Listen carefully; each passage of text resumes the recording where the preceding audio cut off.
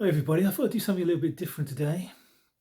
Like you've just turned up at my place, we're just chatting, just about stuff.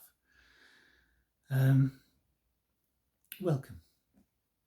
I'd get you a drink if you were physically here, but as it is, I just wanted to talk about a few little things that have popped up lately. I'm just going to go with the flow here. So I want to just say thank you first of all to the people who jumped on my vinyl tag. I really appreciate that. That went really well. There's a lot of people who I hadn't really come across before who signed up for it and made some really good videos.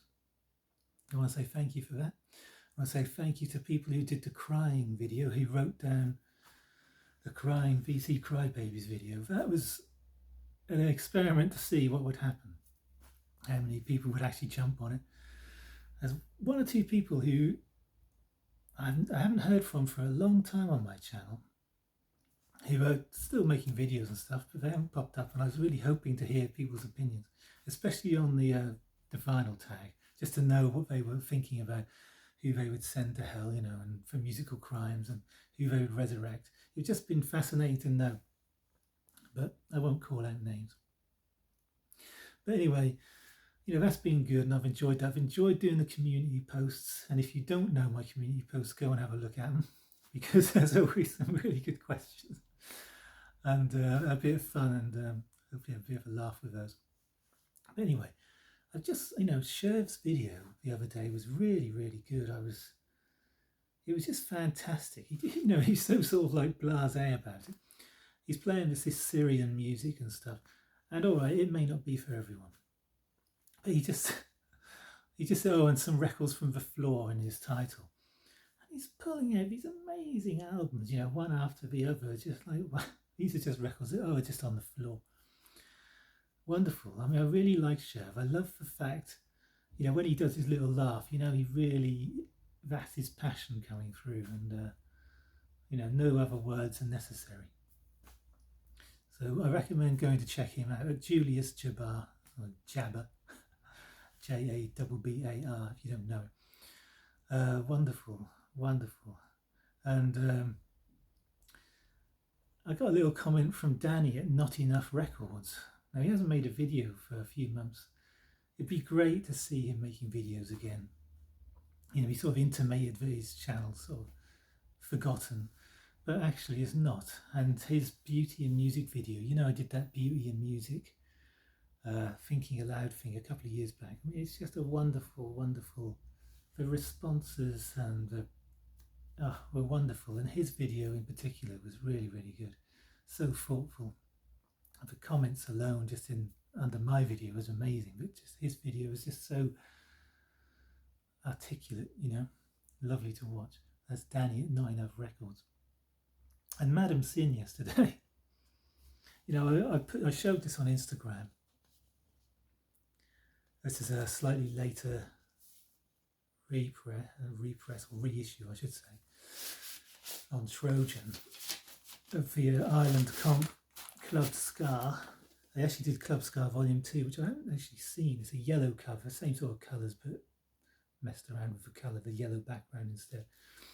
Anyway, lovely condition record this. But, Madam Sin, he had a fantastic video.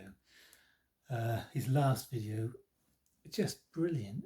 There's reggae, ska classics. And there's a track on there by Sound Dimension. Mundo, oh my goodness, it's slipped my mind, a silly name. But anyway, absolutely one of the best tracks I've heard for a long, long time. I mean, just the band, it's an instrumental, and the band backing up the sax was just absolutely fantastic. Go and check that out, because the record itself is very rare, and it's goes for a lot of money. But it's just a wonderful sort of instrumental, and if you're into any kind of ska or reggae, even if you're not, that track, tell him I sent you over.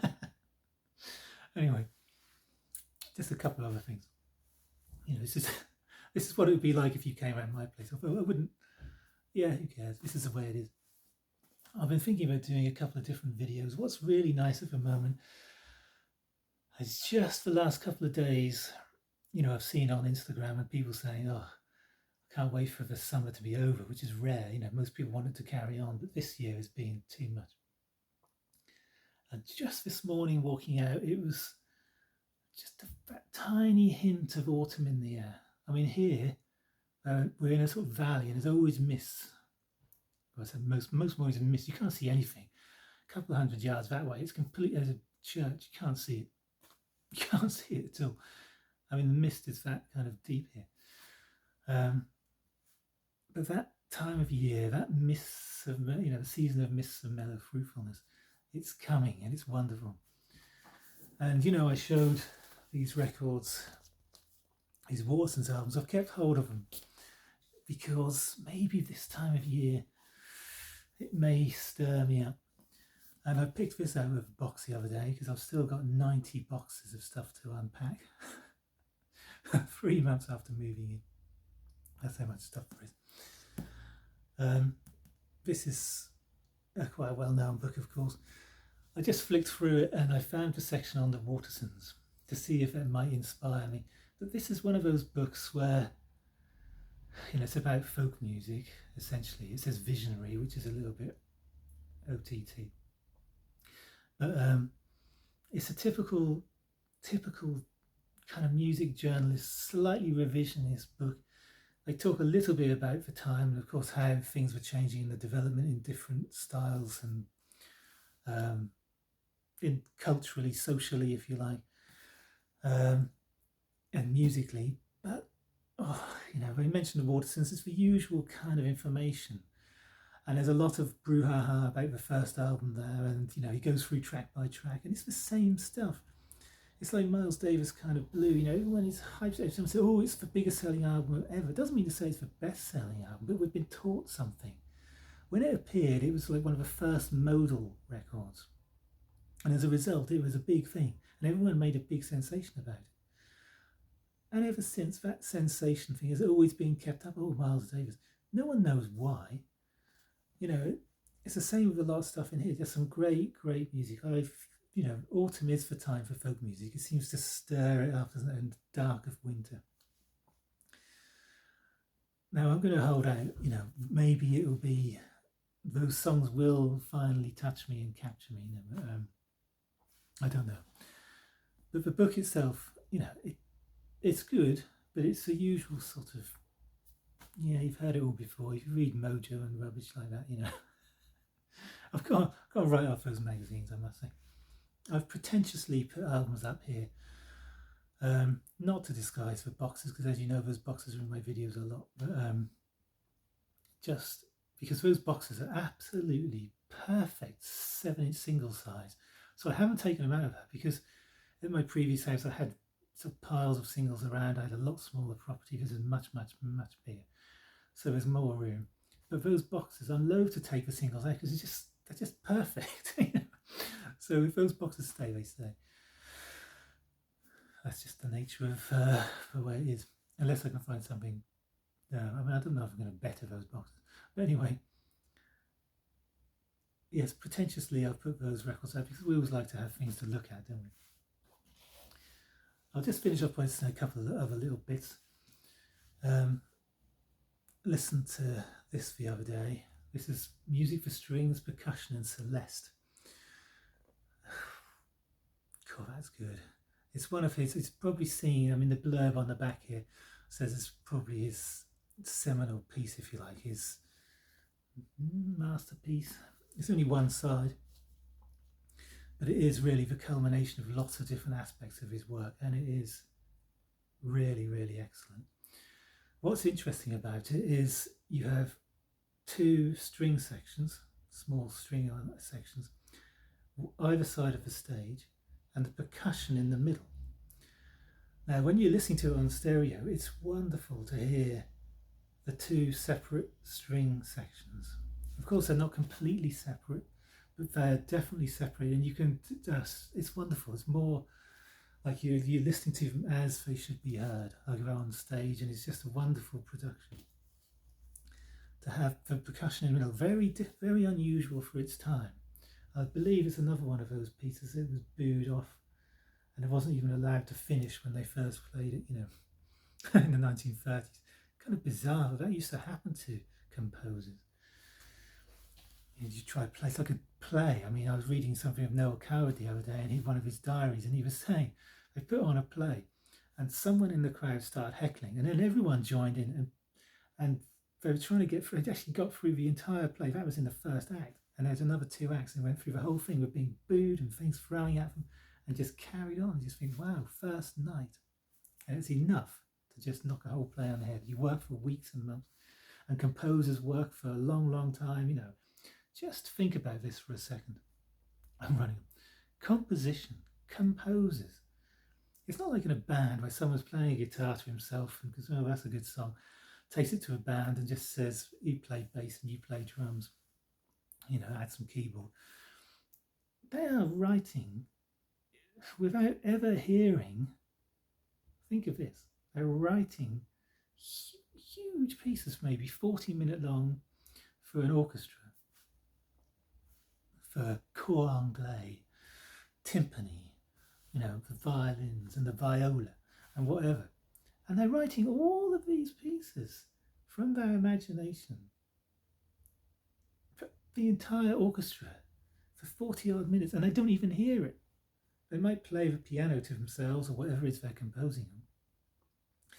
But the imagination and the incredible ability to do that, we just sit back and listen and go, well, I don't really like classical music. But incredible when you think about it, to do all of that from the imagination before they even get to hear it, in front of them in an orchestra or whatever. I mean, just think of that for a second. Not playing a guitar and hearing. You're hearing every single instrument. You're placing these different instruments all over the place. I mean, it's incredible. It really is. Anyway, I was going to talk a little bit about some video ideas I've had, but I don't think I'll do that because, I personally think my channel has a lot of variety and a lot of different things going on with it, which I hope are interesting. And there has been a little rise in subscribers lately. Weirdly, even after my How to Lose Subscribers video where I'm dancing about, I actually gained subscribers through that video, and people say, oh, I've subscribed. Anyway, how long they'll be around for, I don't know. But I have been thinking a little bit lately about sentimentality and music. It's sentimentality in song. Now, I've done a few videos lately which I've taken down. Now, I do that occasionally. I did a video on song, and okay, I was waxing lyrical. I was getting a bit into it. But I took it down because I thought, well, I received a comment, I don't know if I can put up with it. I don't know if I can deal with it today, Sometimes you haven't got the energy to deal with it, So I took it down. Maybe I'll do it again in a different way. But if there's something, in me, which is, I am far more expressive like that. I'm far more I get more into the emotional side of things, and I get more into the philosophical side of things, and maybe don't bring it into the hard, grey, intellectual sphere that some people want. But, that's me. Anyway, I've been going on for 14 minutes here, and you're probably getting a bit thirsty, as I can't possibly give you a drink. And I never, ever do this. It's the one bugbear I have. And it doesn't really bother me that much, but if I see a video starting like this, I'm out of that. Apart from James Buttery, I'm gone. I'm just like, oh God, don't do it. It just gets to me. It's like, oh, stop already. There's no need for it. I think some people use it, maybe, it's an insecurity thing. So bless you all. But don't do it. All right. I'm going to finish off with one thing. If you've got this far, please, if you've got this far and you make a comment, but put a little number 1 in front of your comment, I know that you've got to this point. That would be fantastic. Anyway, lastly, before I go, listen to this.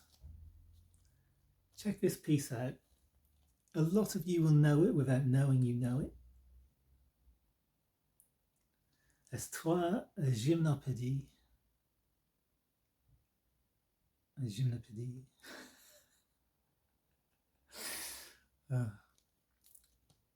An absolutely wonderful, wonderful, wonderful, probably the best piece of music you'll hear today. The best piece of music you'll hear today. I guarantee it. It's about 4 or 5 minutes long. It's just piano, but it's the best piece of music you will hear today.